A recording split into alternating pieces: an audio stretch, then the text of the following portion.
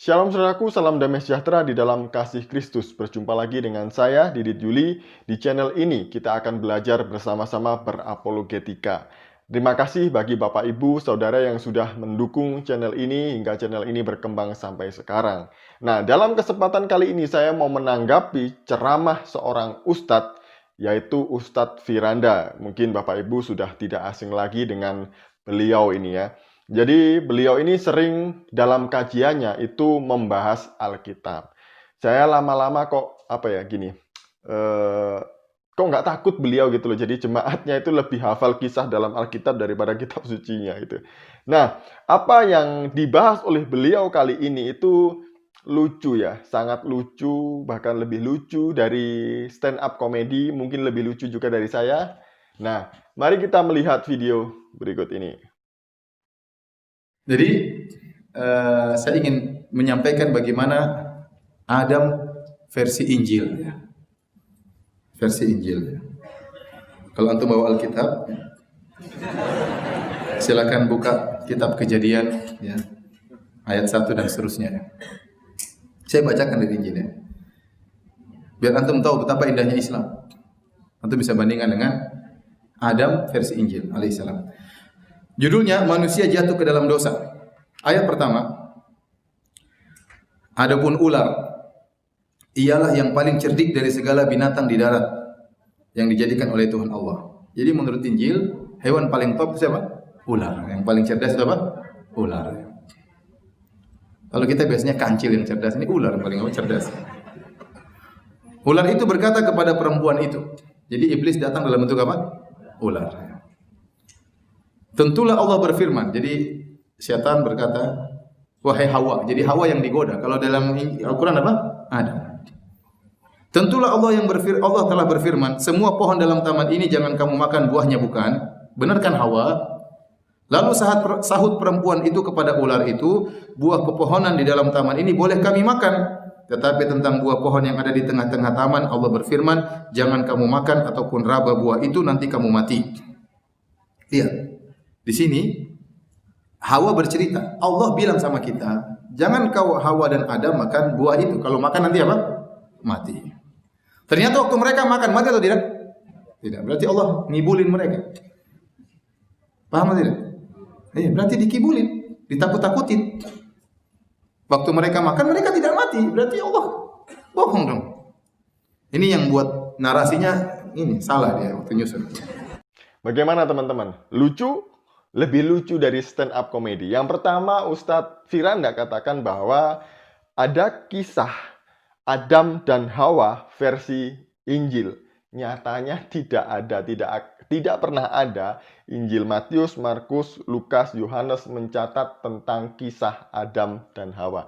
Yang ada itu di dalam kitab Kejadian. Jadi yang benar seperti itu ya.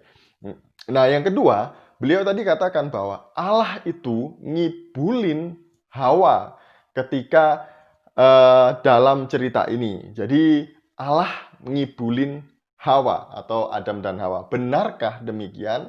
Mari kita melihat Alkitab. Siapa yang mengibuli Hawa? Nah, kita melihat di dalam Kejadian 2, pasal 16-17. Lalu Tuhan Allah memberi perintah ini kepada manusia. Semua pohon dalam taman ini boleh kau makan buahnya dengan bebas. Tetapi pohon pengetahuan tentang yang baik dan yang jahat itu, janganlah kau makan buahnya. Sebab pada hari engkau memakannya, pastilah engkau mati. Allah memberi perintah atau larangan kepada manusia itu untuk tidak makan buah pengetahuan yang baik dan yang jahat. Karena kalau makan, pasti akan mati. Nah, kita akan melihat di dalam Kejadian 3.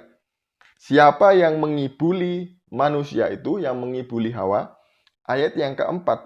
Tetapi ular itu berkata kepada perempuan itu, sekali-kali kamu tidak akan mati.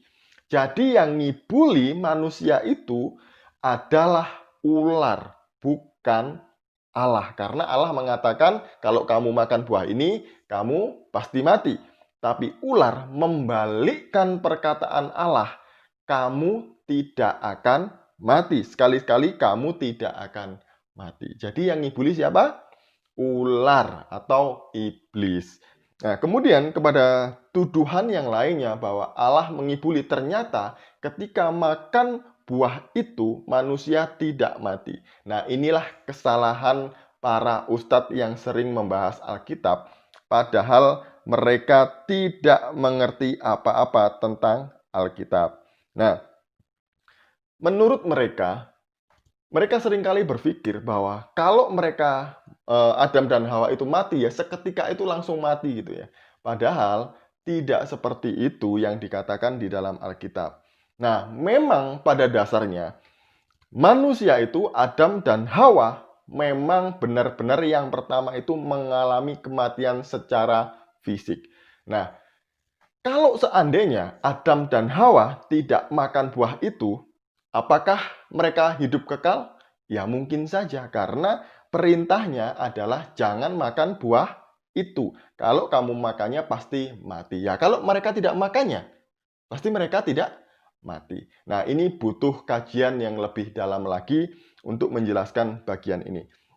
Dan kemudian yang pertama tadi itu sudah jelas ya bahwa Adam mengalami kematian secara fisik. Di mana ayatnya? Kejadian 5 ayat yang kelima.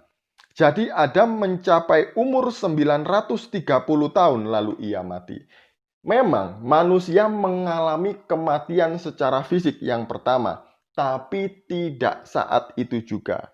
Yang pasti mereka mati. Adam mati dikatakan umur 930 tahun di dalam Kejadian 5 ayat yang ke-5. Yang kedua, manusia mati secara rohani.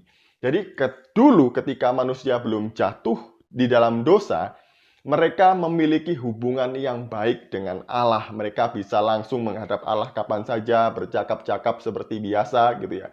Tapi ketika mereka jatuh dalam dosa, mereka tidak lagi memiliki hasrat untuk bertemu dengan Allah.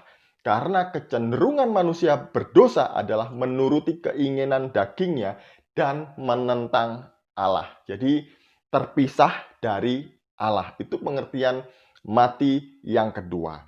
Kemudian kematian yang ketiga, manusia mengalami kematian kekal. Jadi firman Tuhan katakan bahwa upah dosa adalah maut.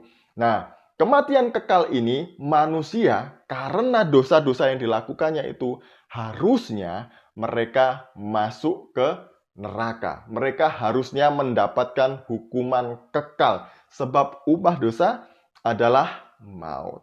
Tapi kabar baiknya adalah Allah mengutus Sang Putra untuk datang ke dunia ini untuk menjadi penebus bagi manusia berdosa ini.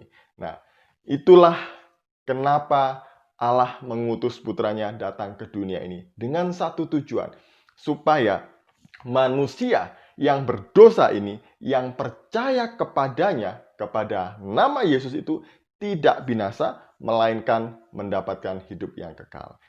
Karena begitu besar kasih Allah akan dunia ini, sehingga ia telah mengaruniakan anaknya yang tunggal, supaya setiap orang yang percaya kepadanya tidak binasa, melainkan beroleh hidup yang kekal. Demikian penjelasan dari saya, semoga ini bermanfaat dan memberkati kita semuanya. Shalom, salam waras, Tuhan Yesus memberkati.